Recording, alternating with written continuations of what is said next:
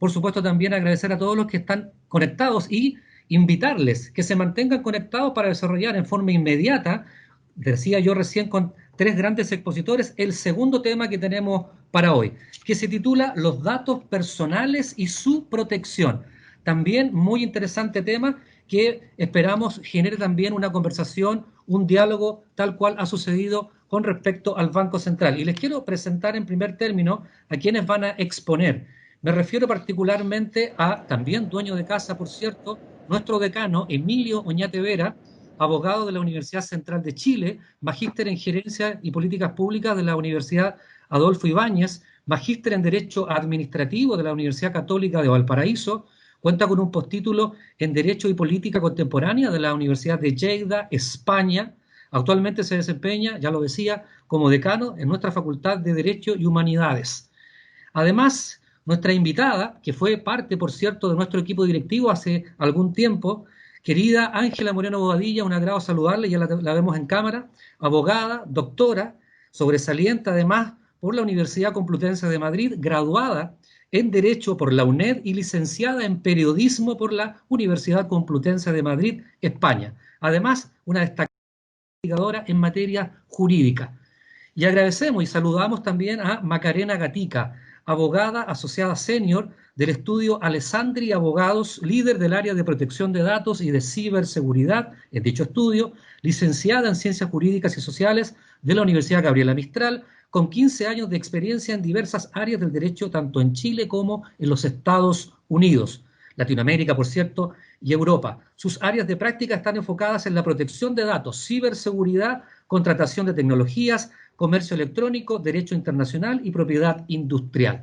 Van a tener también los expositores que menciono y que reitero los agradecimientos por compartir con nosotros este momento tan importante de conversación sobre este tema, los datos personales y su protección, 10 minutos cada uno, para dar cuenta acerca de las apreciaciones que tengan para profundizar además en cada uno de los aspectos que hayan traído hoy día a colación. Los datos personales y su protección. Partirá en esta oportunidad Macarena Gatica, a quien le ofrecemos la palabra durante 10 minutos. Macarena, muy gentil por estar con nosotros. La palabra es vuestra. Muchas gracias, Rafael, y gracias a la universidad también por la invitación y por tener estas instancias de que podamos conversar respecto de lo que queremos en nuestra nueva constitución. Cuando estaba pensando en el título y en la presentación de hoy, fíjense que me quedé con el título, la protección de los datos. Y si vemos qué dice nuestra Constitución hoy día respecto a esta materia, tenemos una garantía constitucional, ¿cierto?, desde el año 2018 y que señala el artículo 19, número 4 de la Constitución, que la Constitución asegura a todas las personas el respeto y la protección a la vida privada y la honra de la persona y su familia, asimismo la protección de sus datos personales. El tratamiento y protección de estos datos se efectuará en la forma y condiciones que determine la ley. Y hoy día me voy a concentrar en la ley. Como dijimos, dice, en la forma y condiciones que determinen la ley. La ley actualmente que tenemos, que regula esta materia, es la ley 19.628, que es una norma obsoleta, y tenemos un proyecto de ley en discusión ya aproximadamente hace 3 años en el Congreso, que va a establecer estas nuevas condiciones. Hace 2 semanas atrás compartía con el profesor Oñate otro conversatorio constitucional y hablábamos de esta garantía y por qué se redactó de esta forma. Y si procede o no un recurso de protección. Y fíjense que el problema está no en la Constitución, sino en la ley vigente y que no otorga esa protección que realmente necesitamos para que sea una garantía constitucional que efectivamente garantiza y proteja nuestros datos personales. Y no solamente eso, no voy a entrar a lleno, digamos, a lo que establece la ley, el proyecto de ley más bien, en cuanto a cómo va a garantizar estos derechos, sino hay un tema que me preocupa de sobremanera. Actualmente vemos que se está legislando o regulando estas materias en formas aisladas. No solamente desde el punto de vista de los datos personales, sino también en relación a la ciberseguridad. ¿Y por qué relaciono estas dos materias de la ciberseguridad y la protección de datos? Porque hoy día es una moneda con dos caras. hoy día resguardamos nuestros datos en forma tecnológica, es decir, estamos hablando del ciberentorno y por lo tanto hablamos no solamente de la seguridad de la información, sino específicamente de la ciberseguridad.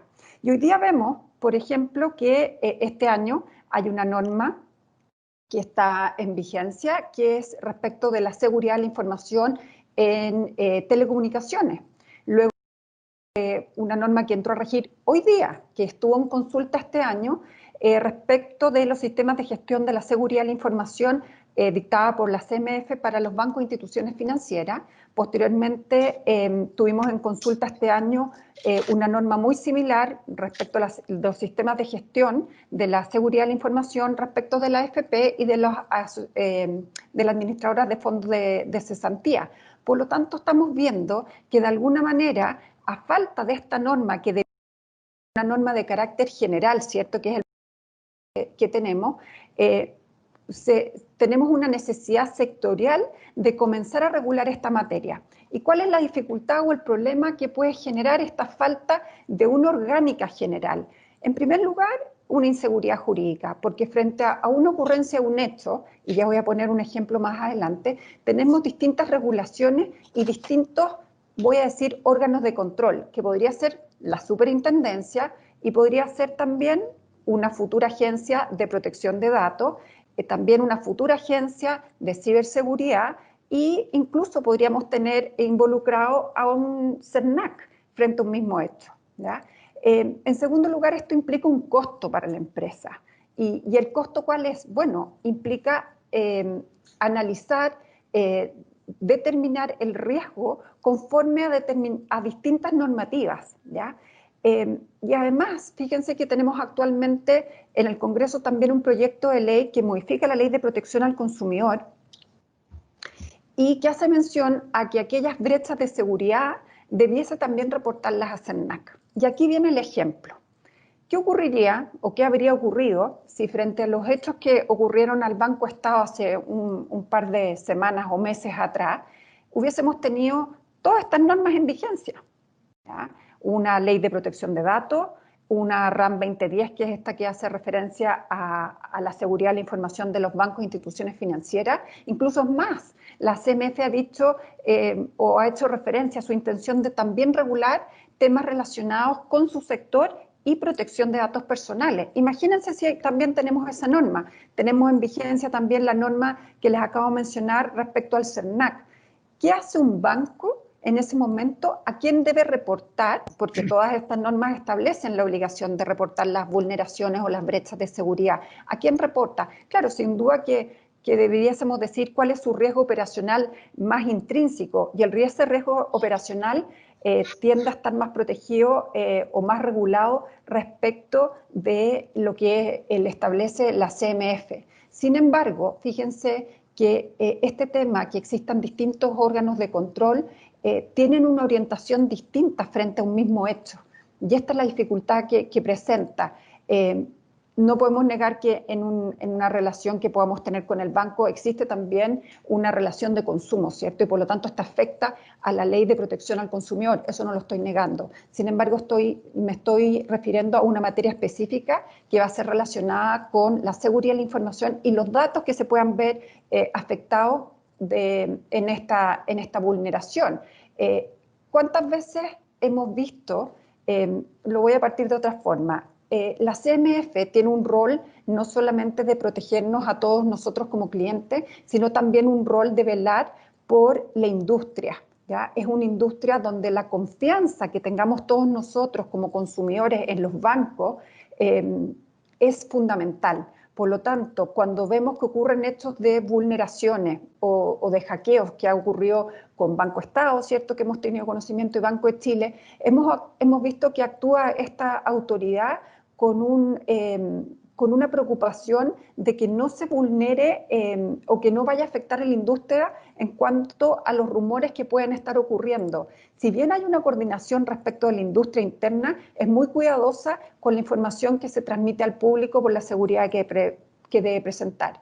Sin embargo, por ejemplo, el CERNAC tiene un rol muy de tutelar al consumidor, y en ese rol tiene una relación con con la media, me refiero con el periodismo, ¿cierto? Con la publicidad que da al público, a la sociedad en general, totalmente distinta, porque su foco es la protección al consumidor, no proteger la industria, ¿ya? Y por lo tanto, en ese sentido, creo que puede ser peligroso que existan distintas entidades frente a un mismo hecho cuando sea regulado en forma aislada.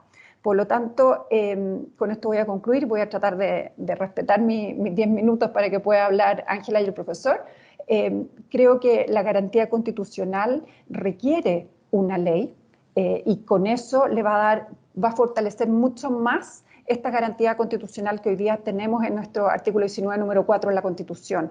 Tal como está hoy día, es un poco pobre, o digamos que le faltan herramientas para efectivamente que este derecho se consagre y que garantice la adecuada protección de datos de todos nosotros, las personas naturales, de los chilenos. Muchísimas gracias, Macarena, por tu presentación. Vamos a escuchar, ya lo anunciabas tú en tu relato, a Ángela Moreno Bobadilla, quien a continuación también ocupará los 10 minutos que han sido dispuestos para dar cuenta respecto a cómo visualiza los datos personales que hoy día y su protección se mantienen en la legislación chilena y si estamos en los estándares internacionales y, por supuesto, qué va a pasar en un contexto de nueva constitución en nuestro país. Ángela. Muchas gracias, Rafael. Bueno, lo primero que quiero decir que estoy muy contenta porque estoy en un espacio donde puedo ver muchas caras de amigos. Veo también algunos que no les veo la cara, pero los veo ahí conectados. Y también estar otra vez en casa, ver a Rafael, a los dos Rafael, a Jorge, veo por ahí, veo a Renzo, veo a Emilio y también a Macarena, que nos vemos como de congreso en congreso. Entonces también está bien el poder encontrarnos. Miren, yo lo que les quiero hablar, voy a recoger un poco donde terminó Macarena en relación a lo que es la pobre regulación que hay hoy en día en Chile en lo que es la materia de protección de datos personales para presentarles como, a grosso modo, porque en realidad no da para más por el tiempo, los dos grandes modelos jurídicos que se han posicionado como referentes en modelo de protección de datos personales en el mundo. Uno de ellos tenemos el referente europeo, donde voy a esbozar algunas líneas, y otro de ellos es el referente estadounidense, porque Chile ahora mismo está en un proceso de construcción, efectivamente, de esta cuestión, y está mirando a veces hacia Estados Unidos y a veces hacia Europa, y tal vez tenga que construir su propio modelo, ¿no? Y para eso yo creo que hay que entender a grandes rasgos cuáles son las características de estos modelos. En el caso de Europa, en Europa lo que es la protección de datos personales y la intimidad tienen una larga tradición, ¿no? Tienen una larga trayectoria que viene mucho antes de esta cuestión de lo que mencionaba un poco Macarena del ciberentorno y todo eso, que parece que en Chile los datos personales se han impulsado gracias al ciberentorno, pero en realidad en los países de mayor tradición jurídica en esta cuestión es muy anterior, ¿no? En los años 70 ya encontramos sentencias en Alemania donde hablan de la protección de datos personales, incluso de cuestiones tan específicas como lo que es la cuestión del derecho al olvido, ¿no?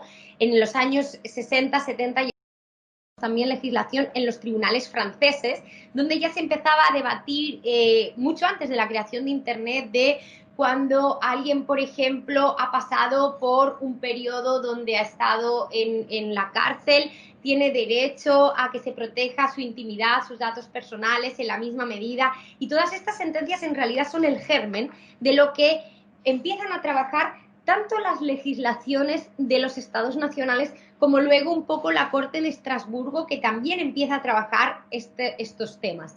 Todo esto sufre como un gran punto de inflexión en el año 2014 con la famosa sentencia del caso Costeja, que no voy a entrar a detallar y que luego si quieren en el espacio de preguntas podemos hablar más. ¿Y qué es lo que produce esto? Produce que se modernice, que venga un gran impulso y se modernice toda la legislación, no solo de la Unión Europea con el famoso reglamento de protección de datos personales, que hay que decir que en el último año está empezando a tener grandes críticas por parte de la doctrina en Europa especialmente. O sea, es un instrumento jurídico, a mí me llama la atención, que es como muy avalado fuera, pero que está empezando a ser bastante criticado dentro.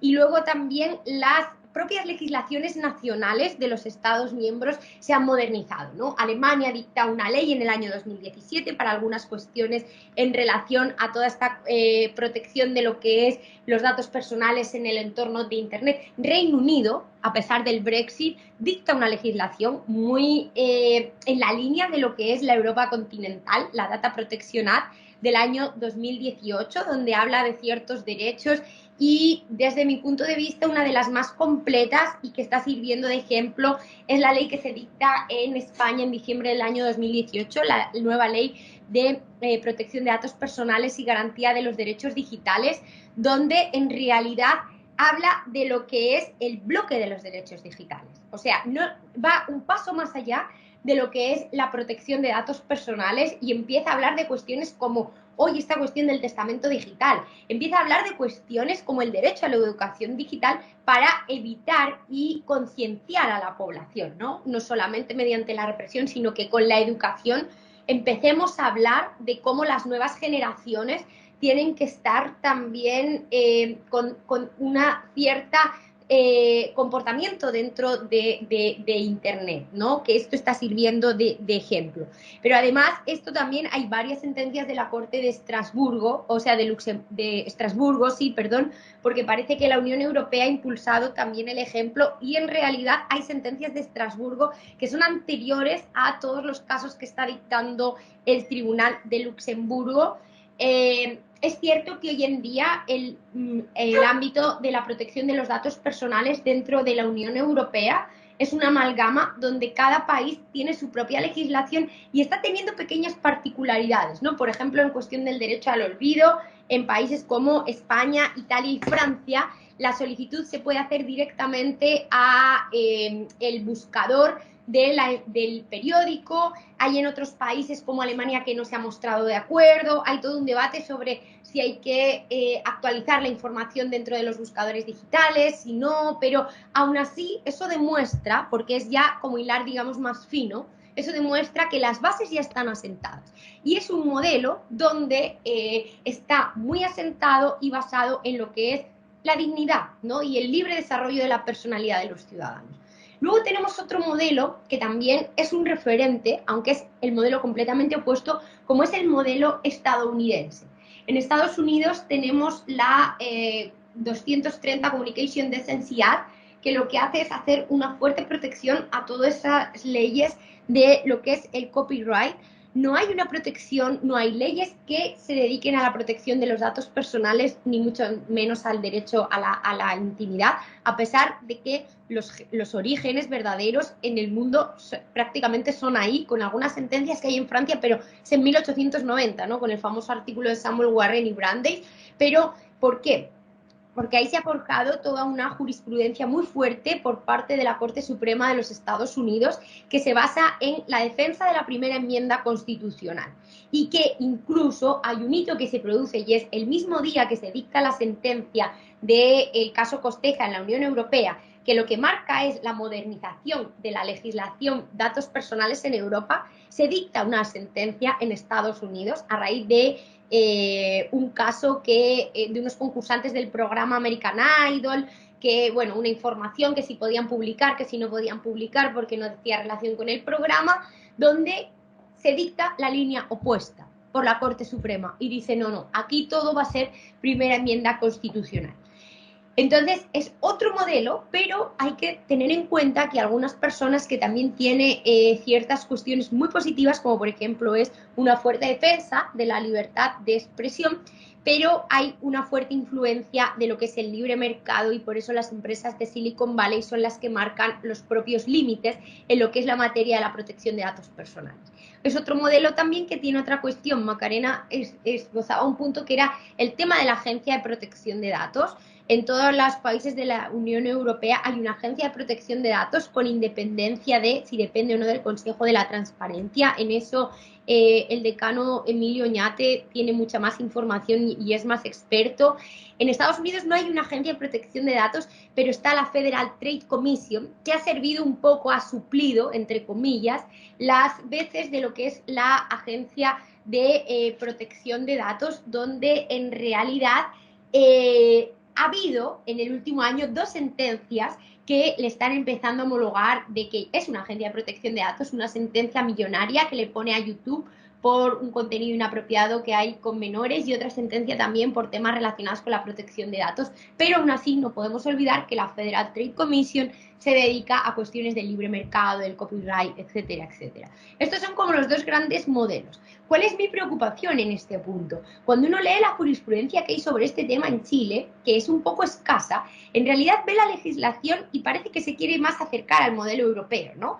Un modelo donde la protección de datos tenga un anclaje constitucional, donde en realidad hay una agencia de protección de datos, etcétera, etcétera. Pero luego cuando lee algunas sentencias de la Corte Suprema, en realidad parece que se acercan hacia el modelo norteamericano. Yo creo que son dos modelos completamente válidos. Desde mi punto de vista es mucho más proteccionista el modelo europeo y creo que los ciudadanos viven más tranquilos con el modelo europeo y las empresas con el modelo norteamericano. Pero yo creo que Chile tiene que definir un modelo y que es muy peligroso también cuando a veces la Corte Suprema da estos tumbos porque tiene que haber una misma línea que sea acorde con la Constitución ahora que estamos viviendo este proceso, con la legislación modernizada, como decía Macarena, la ley es más antigua que Internet, o sea, no puede ser eso, y luego que la jurisprudencia sea acorde, porque si no, eso produce una gran inseguridad. Gracias. Gracias a ti, Ángela, por tu exposición. Y comentarles que tenemos en el chat, lo dijimos en el anterior panel también, una encuesta que pueden completar. Invitamos a que lo hagan para tener retroalimentación respecto de este ejercicio, de este conversatorio que estamos llevando a cabo.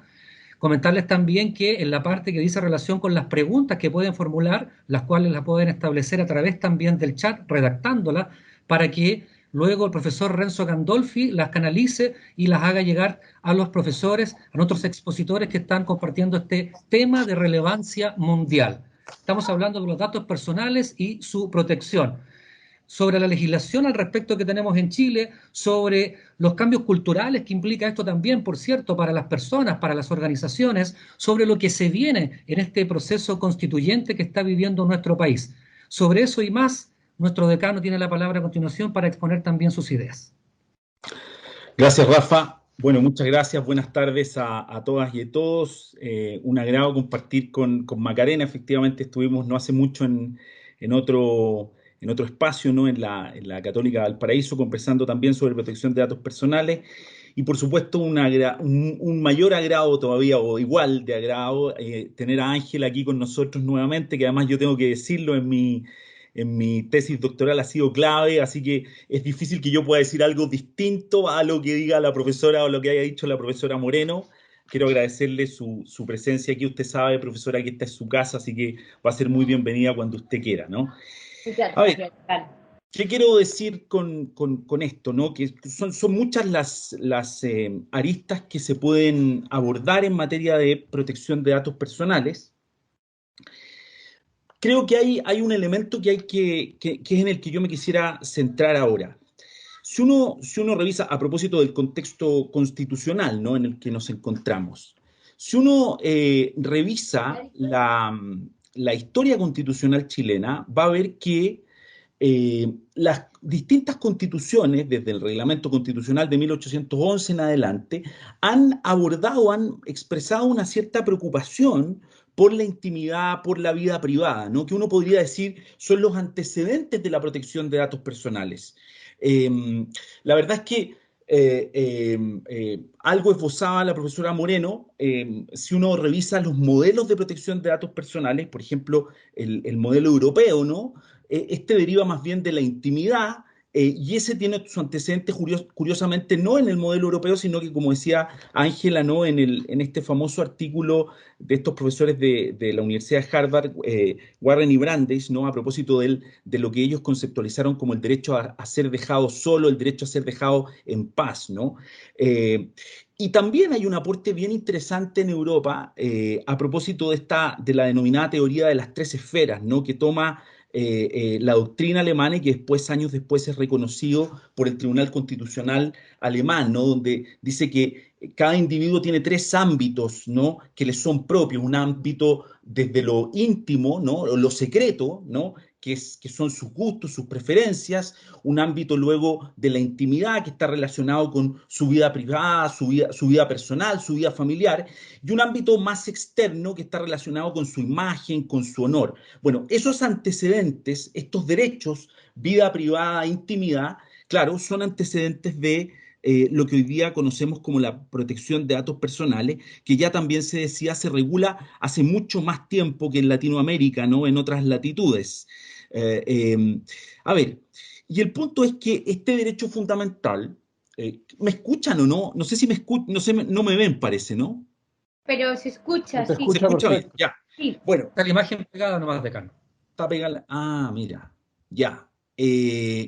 Bueno, y este tema de la protección de datos personales, ahí sí.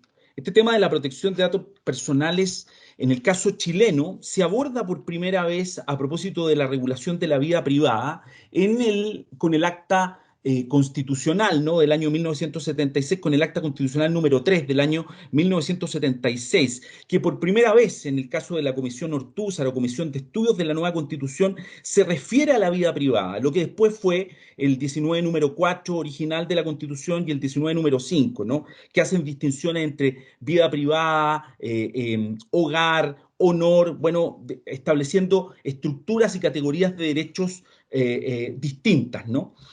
El punto es que este derecho fundamental, que es relativamente reciente, lo decía Macarena, ¿no?, recién en el año 2018, con la aprobación de la ley 21.096, se reconoce la protección de datos personales como derecho fundamental. Y desde luego eso es un avance significativo porque al incluirlo en el catálogo de derechos fundamentales del artículo 19, bueno, se le otorga supuestamente una tutela, ¿no?, un mecanismo de garantía o de justiciabilidad, que es el recurso de protección. El punto es que el recurso de protección no alcanza a ser un mecanismo idóneo para los efectos de tutelar adecuadamente este derecho, porque el recurso de protección, como sabemos, requiere la existencia de un acto de omisión arbitrario o ilegal que amenace, perturbe o transgreda un derecho fundamental, en este caso el derecho fundamental a la protección de datos personales. Es decir, solo tiene lugar la procedencia del recurso de protección de manera represiva o ex post, cuando hay una transgresión a este derecho fundamental. La pregunta que tenemos que hacernos es, bueno, ¿cómo tutelamos preventivamente la protección de datos personales, o mejor dicho, lo que se denomina, ¿no?, y en esto seguramente lo que voy a decir la profesora Moreno lo ha escuchado, ¿no?, lo que ha dicho Pérez Luño, que es la autodeterminación informativa, ¿no?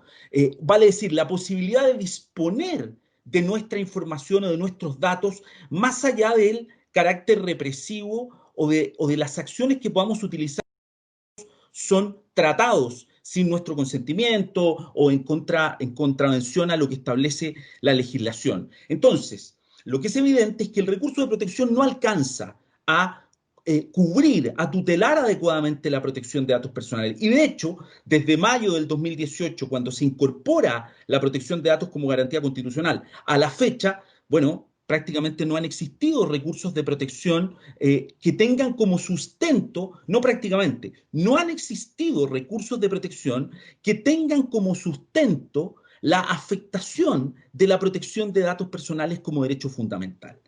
Y esto obviamente es muy grave. Si además vamos a la legislación, que es la ley, la famosa ley 19.628, ¿no?, que es del año 1999 y que, como ya se ha dicho, está más que obsoleta, más que caduca, alguien podría decir, bueno, pero ahí está, en el artículo 16, el habeas data, el recurso o la acción para tutelar adecuadamente el tratamiento de datos personales. Sabemos que la aplicabilidad de esa ley y todo el sistema procesal que se establece en esa ley es altamente deficiente, ¿no? Fíjense que dos cosas solo al pasar, esta es una ley que prácticamente nos ocupa en términos de hacer efectiva la tutela de la protección de datos personales, pero la acción que aquí está contenida en el artículo 16, entre los múltiples problemas del ejercicio procesal que tienen, yo quisiera destacar dos que me parecen tal vez los más graves, ¿no? Fíjense que esta acción de habeas data permite que el demandado, vale decir, el responsable de la base de datos o lo que el Reglamento General de Protección de Datos denomina el fichero de datos, ¿no? Al momento de contestar el requerimiento, pueda presentar prueba, pueda señalar que va a rendir medios de prueba, pero no presentarla y no acompañar esa prueba. Y al no acompañar esa prueba, pero decir que va a presentar medios probatorios, el tribunal, que es el tribunal competente, el tribunal civil del domicilio del demandado, vale decir, del responsable del fichero de datos, igual está obligado a abrir un término probatorio de 5 al 5º día hábil de la resolución, ¿cierto?, que se pronuncia sobre la respuesta que da el responsable del fichero a el requerimiento, ¿no?, del afectado por el tratamiento de datos. Sin embargo, el reclamante o requirente, si presenta prueba o si señala que va a rendir prueba, pero no presenta, no acompaña los medios probatorios, bueno, no se abre un medio probatorio. O sea, le estamos dando, la ley, la actual ley, le da un beneficio al responsable del fichero de datos para decir que va a rendir prueba y no acompañar los medios probatorios, y aún así el juez civil tiene que abrir ese término probatorio. Vale decir, se afecta el principio de la bilateralidad de la audiencia, una cuestión bien increíble, ¿no?, que está en nuestra legislación actualmente vigente. ¿Qué titular de datos va a querer presentar una reclamación en esas condiciones? Y además lo otro, que yo creo que también es un tema que, por ejemplo, en el Reglamento General de Protección de Datos Europeo, el 679 del 2016, está bastante mucho mejor resuelto, ¿no?, que es que el tribunal competente es el juez civil del domicilio del demandado, o sea, sigue la regla general. Y bueno, como sabemos, en el caso chileno y probablemente en la mayoría de los países latinoamericanos, los responsables de los ficheros o bases de datos están en la región metropolitana. Por lo tanto, queda prácticamente el ejercicio de la acción de habeas data que previene el legislador en la 19.628 queda muy restringido para el titular de los datos. Bueno, dicho eso, yo diría que, y en esto fundamentalmente lo que se refieren a esto que voy a decir son la doctrina latinoamericana, ¿no? Hay un clásico en esta materia que es el profesor Néstor Sagüés de argentino, ¿no? Y también otra parte de la doctrina que hablan de un tercer modelo de protección de datos personales a propósito de lo que planteaba la profesora Moreno del gran modelo europeo y norteamericano, que es el modelo latinoamericano y que se ha sustentado a falta de una institucionalidad más robusta en lo que se denomina la habeas data. Si uno revisa las constituciones latinoamericanas, va a ver que un porcentaje, un número muy importante de constituciones en Latinoamérica regulan la protección de datos implícita o implícitamente, ya sea porque reconocen el derecho a la protección de datos de manera expresa o porque se refieren a él a través de la habeas data. Miren, el artículo 43 de la Constitución argentina no habla de la protección de datos personales, pero sí se refiere a la habeas data como una acción para tutelar los datos. El artículo 5º, número 71 de la Constitución de Brasil regula la habeas data. El artículo 92 de la Constitución de Ecuador la habeas data. El artículo 182, número 2 de la Constitución de Honduras regula la habeas data. El artículo 135 de la Constitución de Paraguay regula la habeas data. El artículo 200, número 3 de la Constitución del Perú se refiere a la habeas data. Y por último, el artículo 70 de la Constitución de la República Dominicana también se refiere a la habeas data.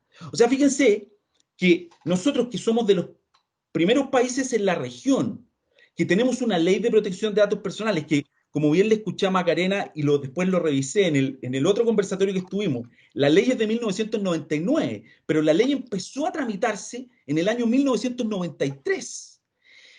Si bien es cierto, fuimos uno de los primeros países en tener una legislación en materia de protección de datos personales, en el ámbito constitucional nos hemos ido quedando muy atrás.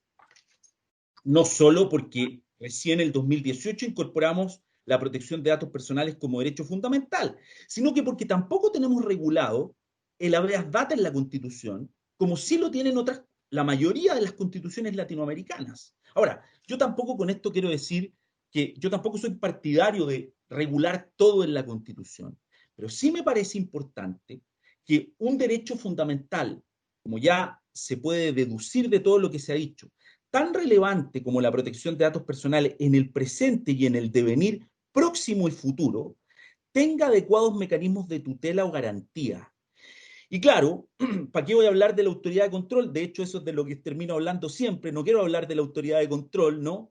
La mayoría de los modelos a los que hace referencia, lo que se hacía referencia antes, especialmente el modelo europeo, tiene una autoridad de control, ¿no? Y bueno, el modelo gringo, si bien es cierto, es muy distinto. Hay una interesante ley en el estado de California que es muy parecida o que toma tópicos, ¿no? Claro que no tiene el mismo alcance, por supuesto, porque es solo para el estado de California en Estados Unidos, pero toma tópicos del Reglamento Europeo de Protección de Datos Personales. Pero en el caso latinoamericano, el habeas data aparece como un instrumento que podría tutelar de mejor forma también la protección de datos personales como derecho fundamental.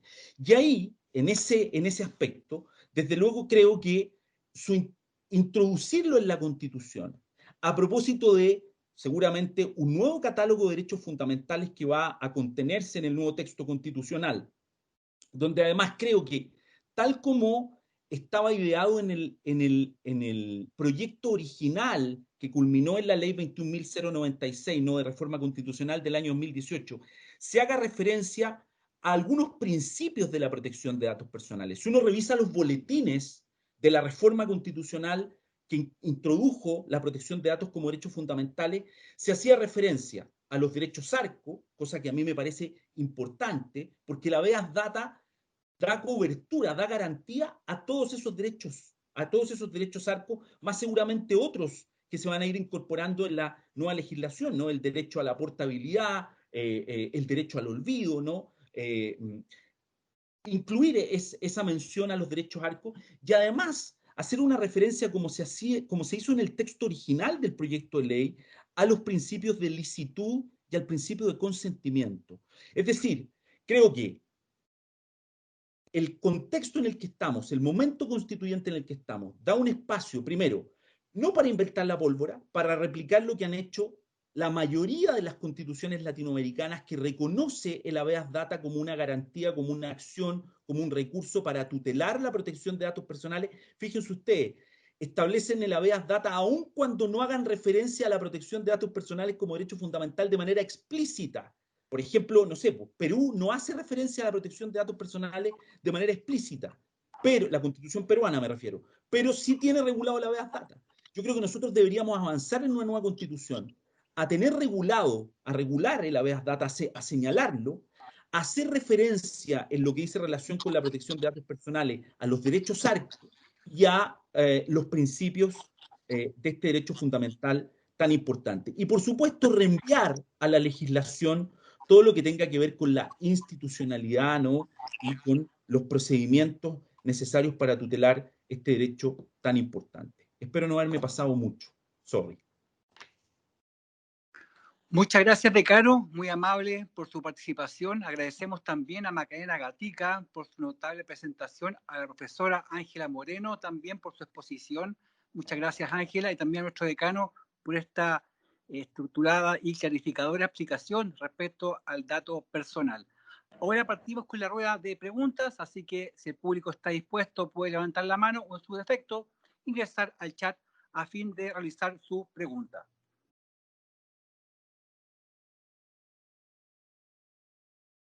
Tenemos una pregunta del profesor Pastor. El profesor Pastor plantea lo siguiente, dice, ¿por qué en las jurisdicciones en que hay más desarrollo de empresas, hay menos desarrollo de empresas, se usan los datos personales con mayor protección? Es decir, Europa, dice él, las empresas tienen poco desarrollo, pero a la vez tienen un ente rector que regula en forma muy concisa y muy precisa los datos personales, versus legislaciones mucho más laxas como Estados Unidos, en que hay un gran desarrollo desde el punto de vista de tecnología e industria y, por consecuentemente, menos protección. ¿Cómo se plantea esta disyuntiva entre legislaciones? Plantea el profesor Pastor Besoy. Por favor, cualquiera de los expositores puede contestar. Bueno, si quieren parto yo porque es un poco relación a la disyuntiva que planteaba. La cuestión es que las empresas tecnológicas, o sea, las empresas del sector, no sé, da igual, cualquier tipo de empresa tecnológica, los buscadores, da igual, están radicadas en Estados Unidos. De hecho, es uno de los puntos flacos de la Unión Europea, que quieren empezar a atraer a más empresas del sector tecnológico, cómo atraerlas hacia Europa, donde prácticamente no hay empresas del sector tecnológico. Yo en febrero participé en unas mesas redondas en una pasantía que estuve, y ahí se planteaba cómo Europa tiene que ser capaz de atraer ese tipo de capital y no está siendo capaz. Entonces, la cuestión es que no hay otro tipo de empresas, pero las empresas del sector tecnológico están en Estados Unidos, donde tienen una libertad para hacer prácticamente un poco lo que quieren. Ahora es cuando, a raíz del caso de Cambridge Analytica y toda esta cuestión, a las empresas del sector tecnológico se les empezó a echar el ojo. Y ahora esa cuenta tan millonaria que se ha puesto a YouTube de 190 millones de dólares. O sea, YouTube es del grupo de Google, ¿no? Entonces, ahora se les está empezando a poner. Pero las empresas tecnológicas, la realidad es que en Estados Unidos no tienen ningún tipo de ley, porque la legislación en Estados Unidos nace de la premisa de la libertad, ¿no? Y en Europa nace un poco de la premisa de la dignidad. Hay un artículo de Werro y Whitman súper clarificador de esto. Entonces, por eso tienen con esa legislación más laxa, donde en realidad las normas las ponen ellos, y ellos les dicen un poco a la Federal Trade Commission o al Congreso hacia dónde quieren ir apuntando, cómo ir autolimitándose y así. Y ese es un poco el debate. Gracias. Claro. Es interesante porque uno tendería a pensar que donde están los que gestionan los datos y los que usan algoritmos, habría un incentivo como política pública de regular esto más, ¿no? Por las externalidades positivas y negativas que genera el sistema. Sin embargo, en Europa, donde no están presentes, hay mucho más regulación, pero claro, está el tema de la tradición y la dignidad y todo eso, y el desarrollo de la privacidad. Gracias. Sí. Mira, complementando lo que dice Ángela, si bien tenemos, claro, lo primero que ocurrió en Estados Unidos en 1870, sin embargo, la legislación como normativa, las primeras regulaciones se dan en Europa, y no olvidemos a raíz de qué. La Segunda Guerra Mundial, el Holocausto, el gran tratamiento de datos que hubo, de datos sensibles, ¿cierto? Como es todo lo que se hizo para lograr el rápido censo de la población judía. Eso también generó, es un hecho histórico que fue muy fuerte y que provoca cambios legislativos importantes en Europa. La Convención 108, la Declaración de Derechos Humanos de las Naciones Unidas en 1948, ya habla de la privacidad. Y lo que dijo el profesor Oñate y lo que dijo Ángela también, que esto nace siempre, o sea, la protección de datos se genera, es una evolución del derecho a la privacidad, ¿cierto? De ahí viene, y vemos una evolución en las normas europeas desde la Segunda Guerra Mundial. La primera normativa como tal es en el año 1978, si no me equivoco, en Alemania, por lo tanto, 78, ¿cierto, profesor? 68. 68, ahí está. Entonces, existe, ¿por qué no hubo un mayor desarrollo en cuanto a los datos, ¿cierto? Analítica de datos, ¿por qué es dispar en cuanto al desarrollo de la tecnología y de la protección de datos? Bueno, es por esto mismo. Y esto hace, o esto es lo que pienso yo, esto es totalmente mío, yo pienso que esto ha hecho también que en Chile no hayamos tenido una urgencia en tener una normativa más exigente, y tenemos esta norma que es obsoleta porque nunca ha sido un tema, no ha habido algo que realmente nos afecte como país en cuanto al tratamiento de datos. Generalmente tenemos una conducta como más reactiva, ¿cierto? Ocurre algo que realmente afecta una industria, por ejemplo, y nace una normativa como reacción de eso. Y eso creo que ha hecho que en Estados Unidos, y sobre todo también fundado en lo que es el derecho anglosajón y la importancia que tiene la libertad de expresión, ha ido en un camino totalmente dispar al de Europa. Muchas gracias, Macarena. ¿Hay más preguntas del público? Me gustaría hacer yo una pregunta también. El gobierno de Chile en el mes de mayo enfrentó un incidente, que fue el uso de esta aplicación que se denomina Corona App. Respecto al uso de esta aplicación y la trazabilidad, y en este contexto, obviamente, el uso adecuado y pertinente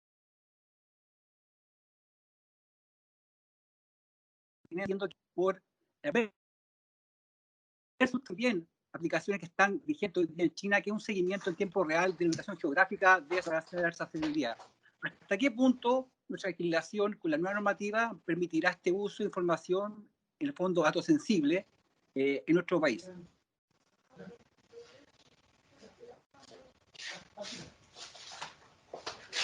Renzo, yo no escuché bien la pregunta, Renzo. Si la pudiste repetir, por favor. Me quedo pegado. Ahí te escucho, pero ahí te escucho. Volví. Sí, se escucha bien. Perdón. Les decía, con la nueva legislación que entrará en vigencia prontamente, ¿hasta qué punto es posible la regulación de este dato sensible, la utilización para fines del punto de vista de trazabilidad, que hoy día es tan importante y que obviamente es fundamental para establecer un buen plan de prevención con temas de COVID? No, mira, yo no conozco el caso en detalle, Renzo, no sé el detalle de lo que estáis planteando, pero sí te puedo decir lo siguiente. Mira, la generación de una institucionalidad en materia de protección de datos no solo tiene que ver con lo que regularmente nosotros entendemos o que nos hace más sentido, que tiene que ver con la actuación ex post represiva, sino que tiene que ver con la promoción, con la tutela, con la generación de cultura. Mira, si uno ve un ícono en institucionalidad en materia de protección de datos personales, esto lo digo no porque esté Ángel aquí, sino porque además lo creo, es España, ¿no? La Agencia Española de Protección de Datos Personales es un ícono mundial en materia de protección de datos personales. Bueno, la Agencia Española de Protección de Datos Personales tiene una serie de protocolos, de campañas de sensibilización, de instructivos, ¿no? De promoción de la protección de datos personales. Una cuestión que en Chile no tenemos. Entonces nosotros le entregamos nuestro número de cédula de identidad, nuestros datos personales a todo el mundo. Entonces, especialmente se hace más sensible o se hace más delicado esto, para no ser reiterativo, con la información sensible. Entonces yo creo que una nueva legislación debiera avanzar hacia una cuestión sistémica e institucional que sea capaz de no solo actuar reactivamente, sino que de ir avanzando en la generación de la promoción y de la cultura en materia de protección de datos personales. Y claro, estos son procesos en donde la legislación o el proceso constituyente hará lo suyo, pero son procesos de mediano y largo plazo, ¿no? Que tienen que ver incluso con cuestiones culturales. A propósito de lo que decía Macarena hace un rato, no es casual que la primera ley de protección de datos personales en el mundo, ¿no? se haya dado en Alemania, ¿no? No es casual, ahí hay una cuestión también cultural que yo creo que hay que tener en cuenta también, ¿no? Mira, Enzo, respecto de la Corona App y las aplicaciones que han surgido en Europa, fíjate que lo que se cuestionó en Chile era mucho los términos y condiciones y la política de privacidad que tenía la Corona App. ¿Ya? Y básicamente tuvo bastante poca gente la descargó. ¿Ya? Hay un tema importante al respecto que es en relación a las bases de licitud. ¿Ya? Actualmente tenemos dos, la ley y el consentimiento, y con todas las debilidades que tiene el artículo 4 con las grandes excepciones. Sin embargo, con el proyecto de ley se incorpora otra, que es el interés legítimo. Y que el interés legítimo, si consideramos, digamos, esto viene bien copiado del reglamento europeo, que no es una crítica, debe ser considerado como una base de licitud de un carácter excepcional, donde eventualmente un responsable de datos, invocando un interés legítimo, puede tratar datos sin el consentimiento cuando hay un interés superior. ¿Ya? En ese sentido, si pensáramos que tenemos la ley vigente, y efectivamente que tenemos una aplicación que permite la trazabilidad, porque la Corona App al final no permitía trazabilidad, Eventualmente sí se podría llegar a un análisis de decir que existe un interés superior, que es la salud, la vida, la integridad física de los ciudadanos, por los cuales uno pudiese llegar a tener el seguimiento de todos nosotros. Sin embargo, recuerda que es una excepción y por lo tanto, fíjate que en Europa ni siquiera así se invocó el interés legítimo en las aplicaciones. Y lo que se hizo, exacto, entonces lo que se hizo fue una aplicación que en realidad no funciona con un dato personal, sino va marcando los Bluetooth. Y en la medida que tú la descargaste y vas al doctor, por ejemplo, y tienes un diagnóstico positivo, COVID positivo, te dan un código y ese código tú lo ingresas en tu aplicación, en tu teléfono móvil y eso manda una notificación a todos aquellos que por Bluetooth estuvieron cerca tuyo, de manera tal que efectivamente se trata del dato en forma bastante anónima. Ahora, insisto, acá se criticó mucho esta Corona App porque no tenía unos términos de condiciones o una política de privacidad robusta. Por lo tanto, la gente cuando la bajaba no sabía hasta dónde iba a llegar. Y lo otro que se le criticó mucho era que el servidor estaba en la nube. Es decir, bueno, sabemos todos que la nube no es siempre la nube, sino que en algún momento toca tierra y esa tierra no era chilena. Y por lo tanto que los datos de los ciudadanos chilenos iban a llegar a otro país, ¿ya?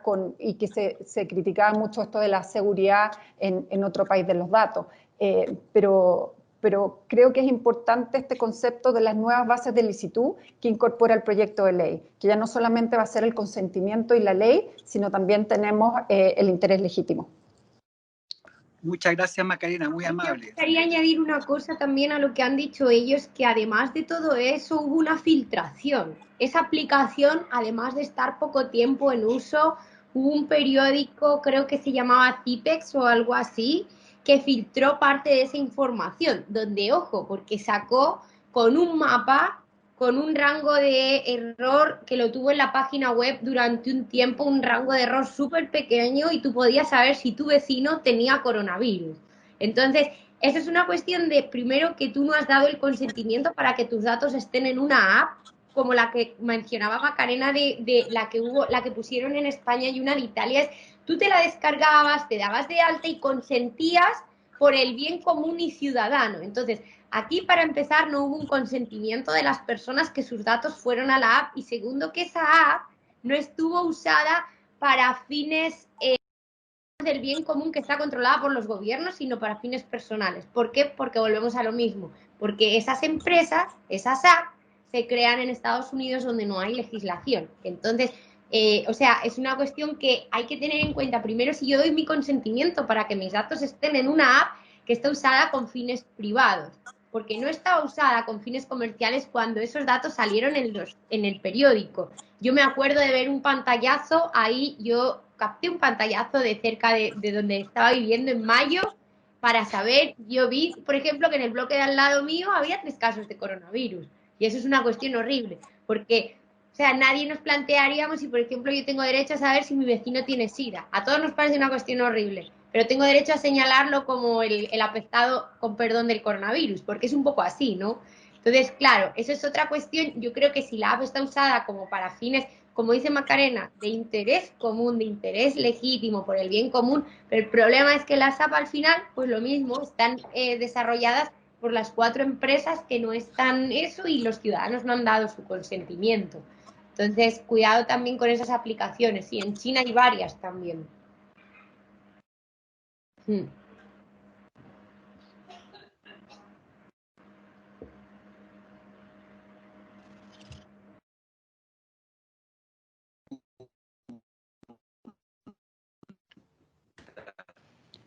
Eduardo, pregunta nomás. Sí, porque Renzo... Ahora sí, que tenía desactivado el micrófono. Lo primero, agradecer a los expositores. Este es un tema tremendamente importante y súper sensible.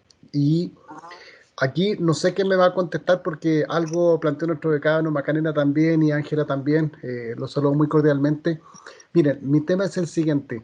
La Constitución política hoy día, y en base a lo que está contemplado en las garantías, y la mayoría de la doctrina se lo entiende, desde el punto de vista tanto del debido proceso como de la tutela judicial efectiva, están considerados técnicamente como derechos implícitos. Y en base a algunas cuestiones que se plantearon, por lo menos yo asumo de que la normativa que tenemos, que efectivamente tiene en algún aspecto fue pionero, pero hoy día ya estamos bastante atrasados en este ámbito de la protección de datos, no tenemos hoy día, o por lo menos en mi percepción, no tenemos resguardado tutela judicial efectiva en específico referente a la protección de datos. Entonces, lo primero, consultarle si es su opinión y si fuera positiva en este caso, de qué forma técnicamente se podría resguardar, porque hoy día hay mucha jurisprudencia en varios aspectos de las garantías constitucionales y mucho de lo cual se está preocupando el Tribunal Constitucional en específico en resguardar muy potentemente lo que es tutela judicial, pero no se ve, o por lo menos yo no lo percibo así, que hay esa misma preocupación en lo que se refiere a protección de datos. Esa es mi pregunta. Sí, si me permiten, Macarena y Ángela, ¿no? Mira, sí, a ver, es lo que señalé, Eduardo, hace un ratito. Cuando tú tienes un derecho, hay distintos mecanismos o vías para tutelar un derecho fundamental, ¿no? Desde luego tienes acciones o recursos constitucionales, ¿no? Hay procedimientos administrativos también que se pueden establecer. Y hay el establecimiento de autoridades de control. Bueno, nada de eso en el sistema chileno existe, o si existe, existe de manera muy deficitaria para la protección de datos personales. Por eso lo que yo creo, a propósito de la invitación que estamos haciendo, ¿no?, para conversar sobre las temáticas a abordar en una futura constitución, yo soy de los que yo no creo que sea necesario, por ejemplo, que en la constitución esté establecida que va a existir una autoridad de control en materia de protección de datos personales estilo Banco Central o estilo Contraloría General de la República. No sé si eso aporta mucho, pero sí creo que, por ejemplo, una constitución debería establecer o señalar que la autoridad de control o que el procedimiento administrativo va a ser regulado a través de una ley, ¿no? Y establecer el habeas data. No porque la habeas data vaya a ser la solución a todos nuestros problemas, sino que porque le va a dar una cobertura no solo a la protección de datos personales como derecho, por así decirlo, unívoco, sino que a todos los derechos que se derivan de la protección de datos personales. Acceso, cancelación, qué sé yo, el día de mañana portabilidad, ¿no? Que, por lo demás, creo que es una buena oportunidad para incorporar ese mecanismo de resguardo.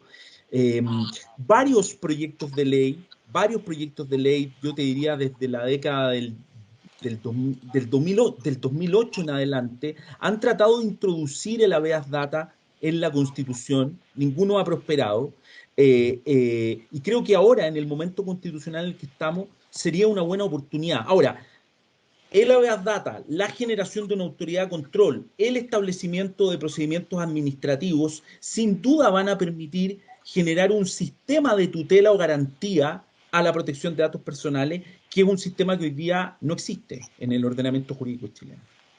Exacto. Okay. Quizás la única acción que existe hoy día y que no se ha presentado es la tutela laboral. Claro. 19 número 4.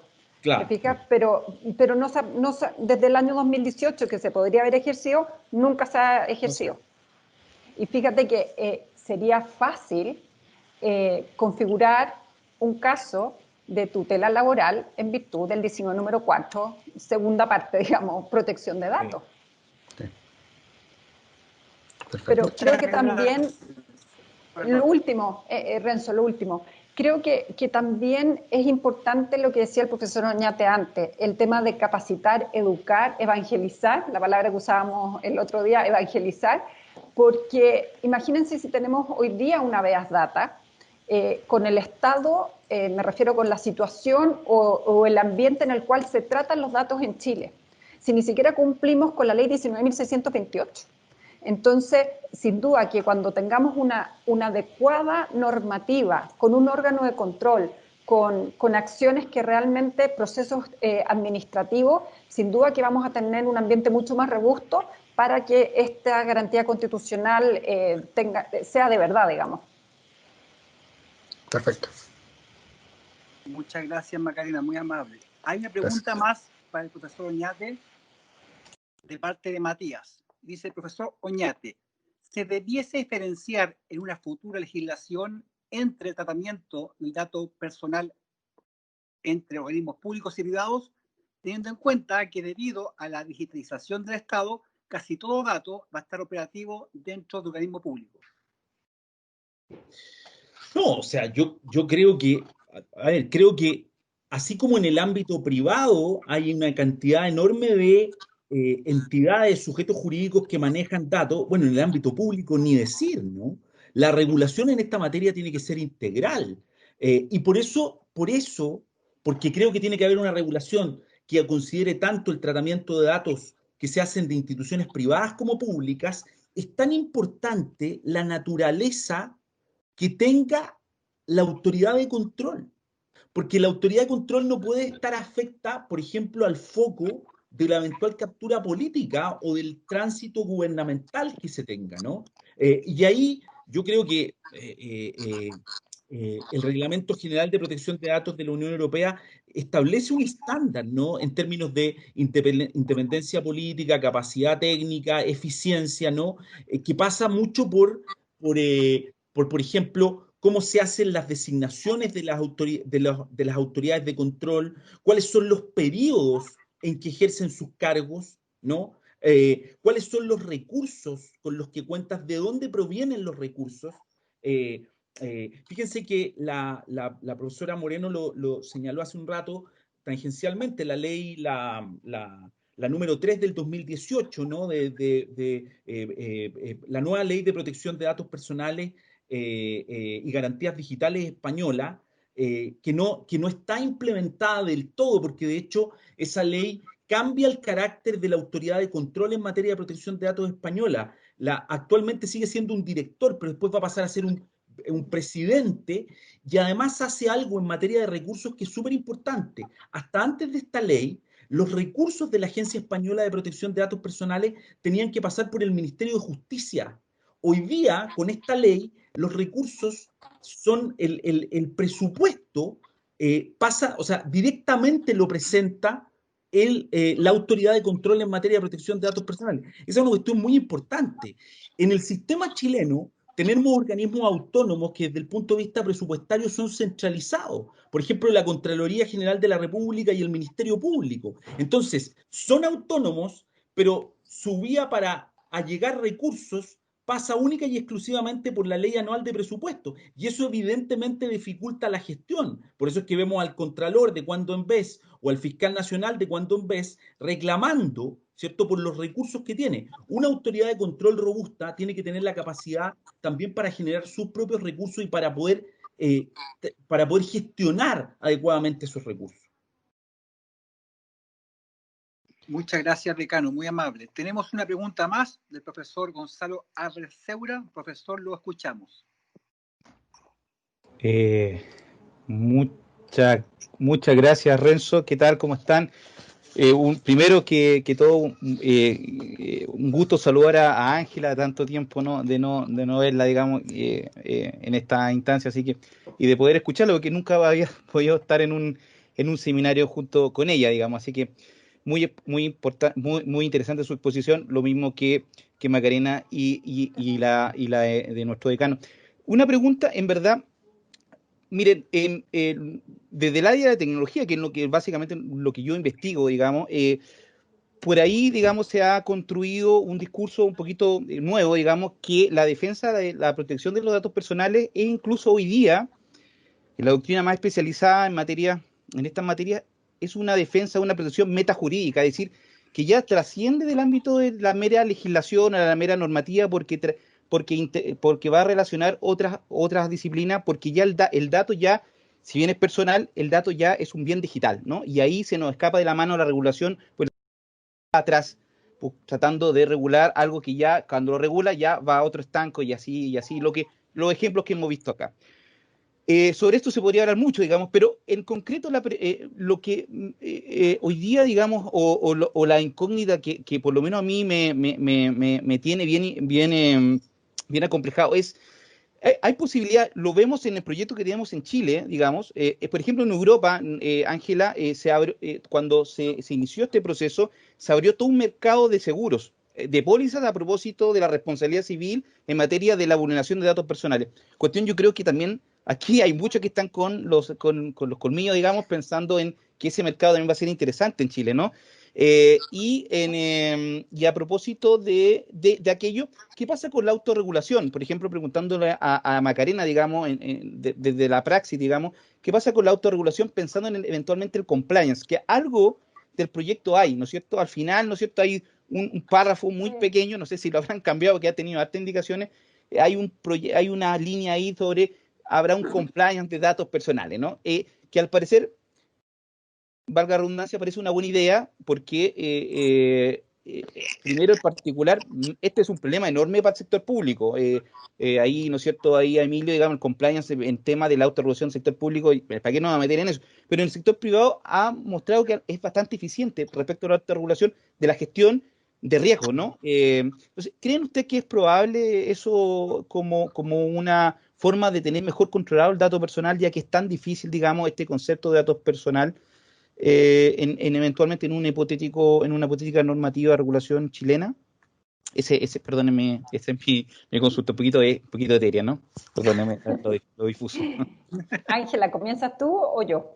Ya, mira, yo, más que el compliance, es una cuestión que sí que ha ayudado en ciertas cuestiones, tal vez en el sector privado. Yo creo, ahí tengo una visión un poco más crítica, me da la impresión que el sector privado a veces se ha puesto con esto del compliance como por lavar ciertamente un poco su imagen, ¿no? O sea, no siempre, pero es cierto que es así. Eso no digo que también tenga su lado positivo, porque se han puesto con una cuestión que si no, tal vez no se podrían haber puesto. Yo lo que creo es que más que el compliance y más que toda esta cuestión, hay que abogar por ir un paso más allá y hablar de lo que es el tema del derecho, o sea, de la educación digital. O sea, yo creo que la educación, o sea, el pilar de una sociedad al final es la educación. Nosotros, todos los que estamos aquí, en mayor o menor medida, además nos empeñamos dentro de ese ámbito.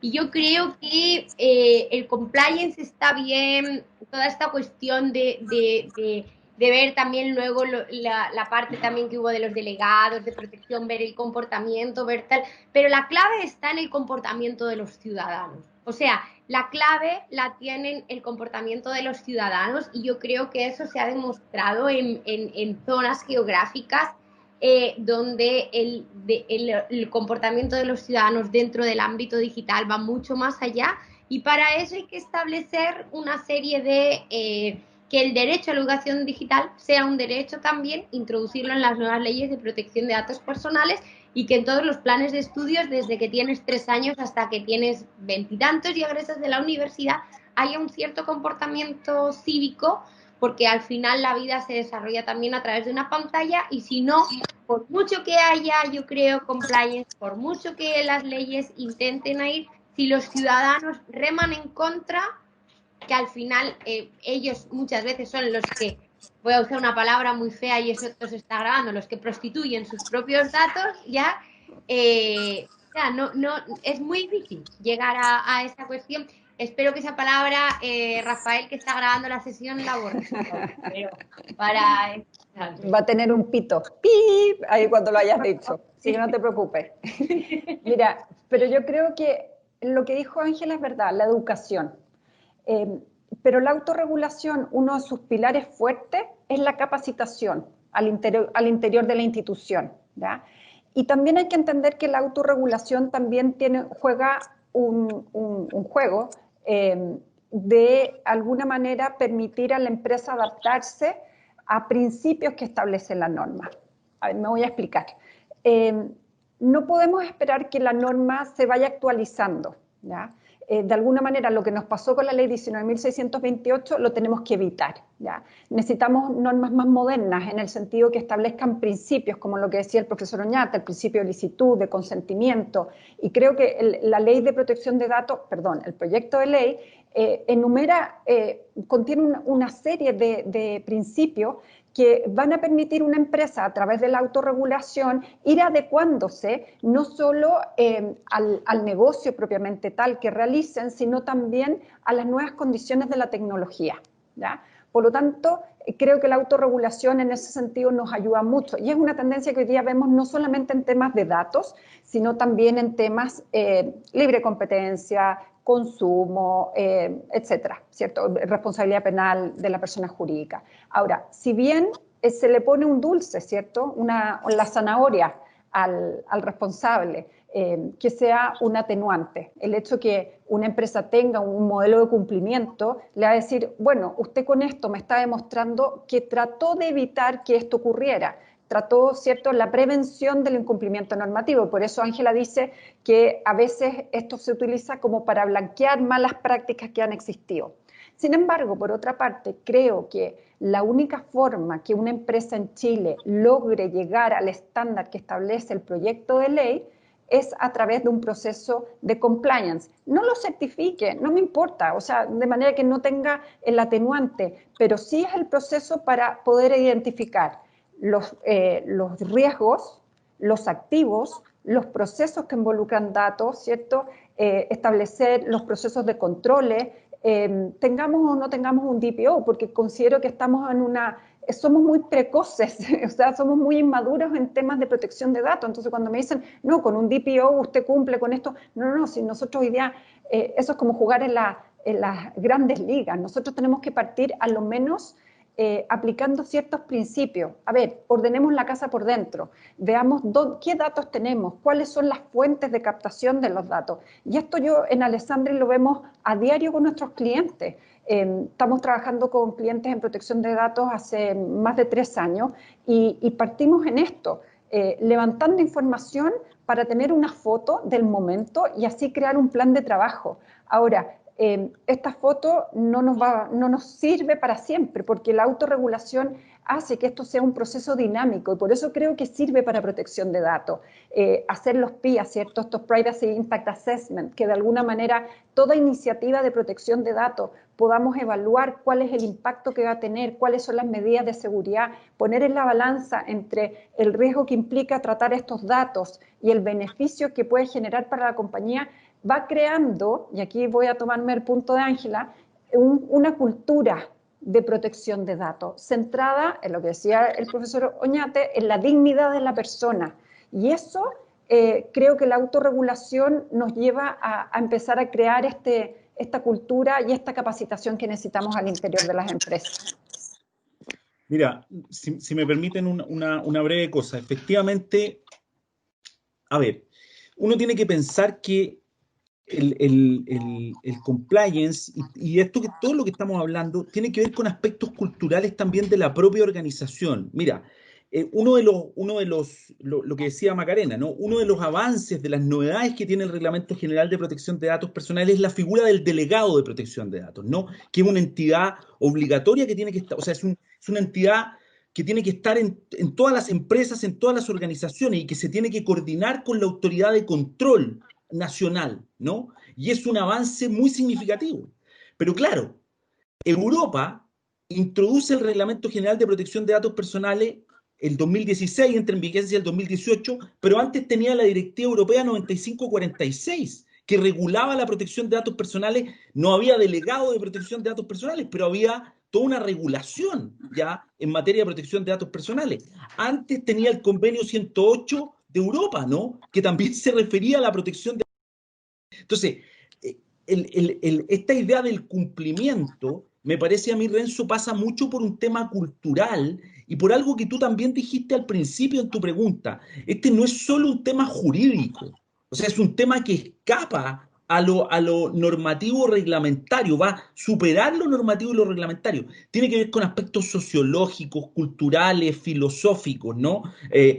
Pero hay que iniciar el camino. Y el problema en el sistema chileno es que no hemos demorado demasiado tiempo en iniciar este camino, porque yo no conozco a nadie a esta altura que diga que la ley 19.628 es fantástica y que podemos solo mejorarla. Es una ley que está obsoleta hace mucho rato y que hemos ido retrasando, ¿no? Y que va a tener, en la medida que nos sigamos demorando en regular esta materia y en generar los incentivos para el cambio cultural y de conducta, va a seguir teniendo consecuencias más negativas para los usuarios de los datos, ¿no? Muchas gracias, decano. ¿Hay más preguntas de parte de la audiencia presente? Veamos el chat no hay preguntas nuevas. ¿Alguien más desea hacer una? Yo quiero hacer una pregunta. ¿Puedo, Renzo? Por supuesto, Ya. Macarena. Aquí a Ángela y al profesor Oñate. ¿Qué opinan respecto de la constitucionalidad, respecto de las atribuciones que se le da a la Agencia de Protección de Datos? Estoy pensando, por ejemplo, en que se presente una inconstitucionalidad respecto de este órgano de control, como lo fue lo que le ocurrió con el CERNAC. Sí, entiendo, Macarena, la pregunta. Es una buena pregunta. Mira, a ver, primero estamos en un contexto en que, porque esta inconstitucionalidad que declaró el Tribunal Constitucional a propósito de no reconocerle dientes al CERNAC, digamos, bajo el argumento de que solo los órganos que ejercen jurisdicción pueden resolver y aplicar sanciones, es un criterio, a ver, ¿cómo decirlo?, estrecho del Tribunal Constitucional, ¿no? Y que es variante en el tiempo. Basta ver lo que ocurre con las superintendencias, ¿no? O con estos híbridos que existen, ¿no? Que son entidades administrativas, pero que ejercen funciones jurisdiccionales. No sé, estoy pensando en el panel de concesiones, en el panel eléctrico, ¿no? Es muy relativo eso, ¿no? Yo de hecho, era absolutamente partidario de que el CERNAC sí tuviera estas facultades o atribuciones que estaban dadas en el proyecto original, porque si no, al final del día se queda en un organismo que promueve, que claro, que trata de generar, que trata de llegar a la mediación, pero que tiene pocas capacidades de fiscalización y control. Una autoridad de control en materia de protección de datos personales, y así lo muestra la experiencia comparada, ¿no? Tiene que tener musculatura, dientes, capacidad para sancionar. Y si eso está dado por el legislador en el contexto en que yo además espero tener visiones a lo menos plurales en un nuevo tribunal constitucional, no veo mayor dificultad para que eso exista, en especial, reitero, porque además hay una tradición en que los organismos fiscalizadores o entidades que ejercen funciones de control, de fiscalización y sanción en la administración del Estado, en la medida que tengan un adecuado soporte legislativo, son perfectamente armónicas con la Constitución.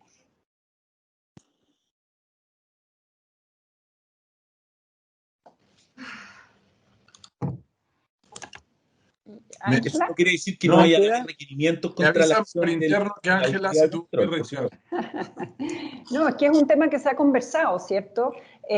Porque cuando uno lee el fallo del Tribunal Constitucional, uno dice, esto le aplica considerando, le aplicaría a esta institución, sobre todo porque lo que se le dice, ¿cierto? Que es bastante poco imparcial el CERNAC, que siempre vota o siempre está a favor del consumidor. Lo mismo ocurriría quizás frente a un órgano de control donde tiende a proteger el dato personal del titular. Entonces creo que es un tema que hay que tenerlo presente, pero sin duda yo creo lo mismo que tú, que espérame, que Ángela parece que se desconectó, ahí va a entrar.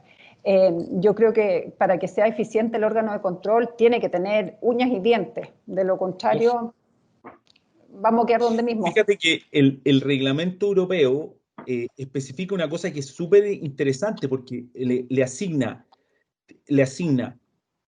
competencia, poderes y funciones a la autoridad de control. Hace toda una distinción y le asigna poderes coercitivos, poderes, ¿cómo se llama?, de promoción. O sea, es súper detallada las facultades, atribuciones que le otorga. El proyecto de ley chileno no es tan detallado, pero yo creo que no sirve de nada que tengamos una autoridad en esta materia que no tenga capacidad para regular no solo a la empresa privada, ojo, sino que también a los organismos del Estado. Entonces requiere alguien que tenga capacidad. Sí, pero ahí cuando uno lee el proyecto de ley, ¿cierto? Que caemos en la Contraloría y hay un sumario administrativo y por lo tanto... Eso yo creo que es algo que hay que tratar de corregir, ¿ah? Sí, sí. Se puede mejorar. Sí, se puede mejorar. Excelente. No sé si Ángela pudo ingresar o no. Ángela, ¿no estás presente? Sí, estoy. Sorry, se me cayó la conexión. Le estaba bienvenida. Sorry, que me tengo que desconectar ahora.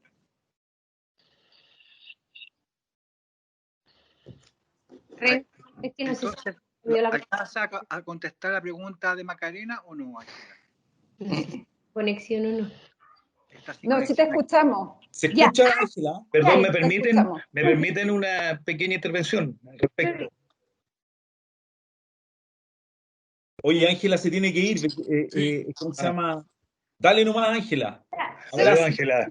Chao. Chao, Ángela. Gracias. Un gusto Gracias, verte. Ángela. Muchas gracias, Ángela, por todo, muy amable. Hablamos, Ángela. Chao. Chao. Adiós, Ángela. Profesor Riveros, tiene la palabra. Sí. Adelante, No, por favor.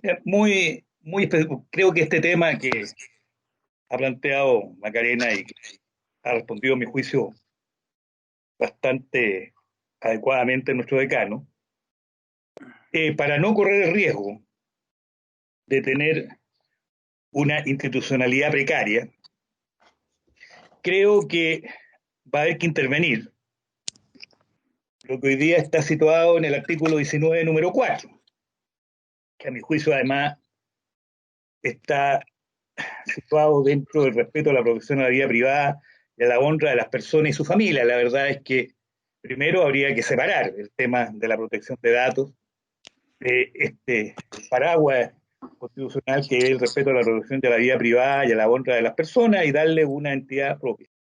Pero como ahí se da el marco constitucional para que la ley regule, pero se limita a decir que el tratamiento y protección de estos datos se efectuará en la forma y condiciones determinadas por la ley, o de que determine la ley, yo creo que ahí hay que agregar y la institucionalidad encargada de resguardar estos datos, porque si se hace reenvío a la ley, que me parece correcto, porque la Constitución no va a entrar a reglamentar cada una de las garantías constitucionales, sino que tiene que derivar a la ley el asunto. Yo por lo menos soy partidario de una norma constitucional marco más que una norma constitucional reglamentaria, pero hay que dejar establecido en la norma constitucional el tema de la institucionalidad, para que la ley luego, basado en este cuadro determinado jurídicamente por la Constitución, pueda desarrollarse en la ley todas sus facultades. Porque si no, vamos a tener, efectivamente, como tanto Macarena como Emilio lo han señalado, un órgano que va a existir, como en la actualidad lo señala el proyecto de ley, la Agencia de Protección de Datos Personales, pero sin capacidad real y puede llegar a un tribunal constitucional muy estricto en la materia del marco que fija la Constitución y se dice, mire, pero aquí hay una protección genérica, qué sé yo, pero no habla de la institucionalidad. ¿Cuál es el soporte constitucional que tiene la Agencia de Protección de Datos Personales u otro órgano que a lo mejor en un momento dado tenga otro nombre que la ley pueda dar? Por el momento la Agencia de Protección de Datos Personales, y a mí me parece un nombre adecuado, pero me parece que hay que darle soporte constitucional. Y como estamos discutiendo aquello en estos conversatorios, cómo situarse en la perspectiva de la nueva Constitución, creo que aquí hay tarea para perfeccionar la norma constitucional y darle, por lo tanto, soporte a la institucionalidad que la ley después establezca. Eso es mi parecer, ¿no? Disculpe que haya intervenido la No, al contrario, yo por eso hice la pregunta, porque me pareció muy importante y muy significativo este segundo panel de hoy día en la tarde. La verdad es que hemos tenido dos paneles súper interesantes, el del Banco Central y este. Gracias, y creo que es la instancia de buscar y de tener un sistema de protección de datos, en lo que hablábamos, ¿cierto? Robusto. Entonces, si entre pensar, ¿cierto? Y crear una buena redacción en la Constitución y, ¿por qué no también en la ley? ¿Por qué no hacerlo? Y es una buena solución agregar la institucionalidad en el artículo 19, número, o el que corresponda como garantía de la protección de datos. El que venga.